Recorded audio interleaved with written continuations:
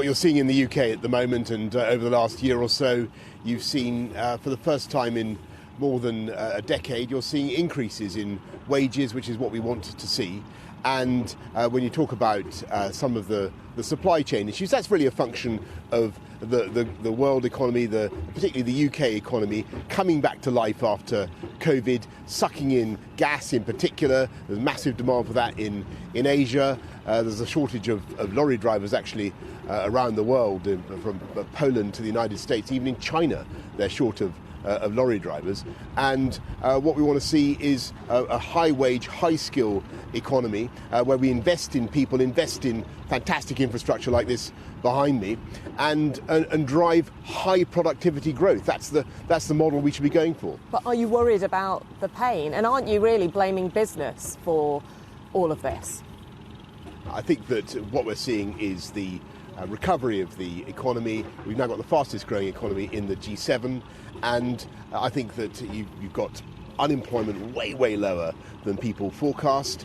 You've got jobs being created the whole time, and what we want to see are high-wage, high-skilled jobs. And I think business is doing a fantastic job of now investing in apprentices, investing in skills, and that's the way to go for the UK. And on things like the road haulage industry, the thing to do is to make the job more attractive, invest in the truck stops, and invest in higher wages as well. If all electricity is going to come from renewables, yes, it is. By 2035, does that mean you're saying there will be no new coal and no new oil and gas from now? What I'm saying is that we can do for our entire energy production by 2035 what we're doing with internal combustion engine vehicles by 2030. So from 2030, you won't be able to buy any more a new hydrocarbon-fueled internal combustion engine car. And we're going to move to either to EVs or to vehicles powered by hydrogen or clean power of one kind or another. And that will make a huge difference to our CO2 output, to controlling climate change, to the planet.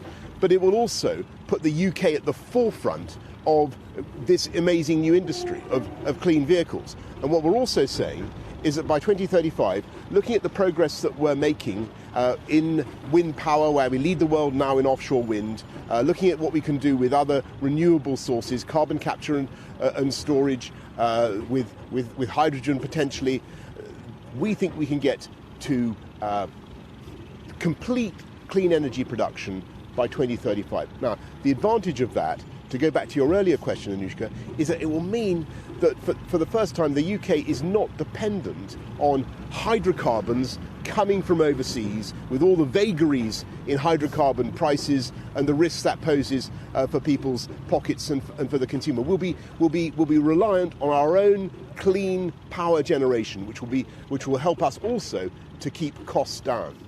Prime Minister, yesterday you told us that the most important thing we needed to do was trust the police. We've woken up today and another serving police officer has been charged with rape. Women are rightly terrified. Why won't you make it explicit in the policing bill that agencies and authorities must treat domestic abuse and sexual violence as a violent crime? First of all, on the case that you mentioned, Anushka, it's an ongoing case.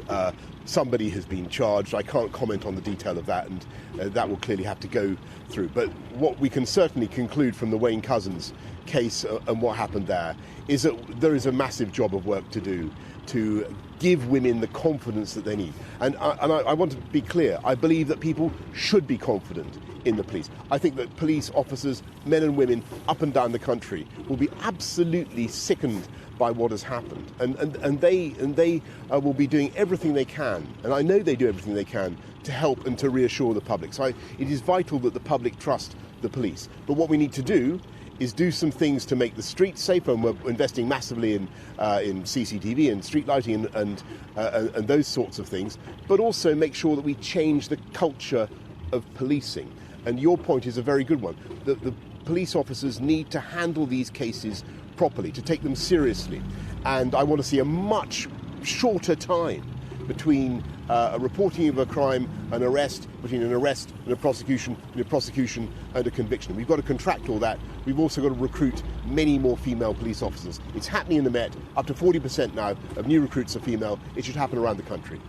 And finally, are you concerned your party isn't doing enough to vet who is giving donations to you? I see that story today, but all I can say on that one is that all these donations are vetted in the normal way, in accordance with rules that were actually set up under the Labour government. So we vet them the whole time.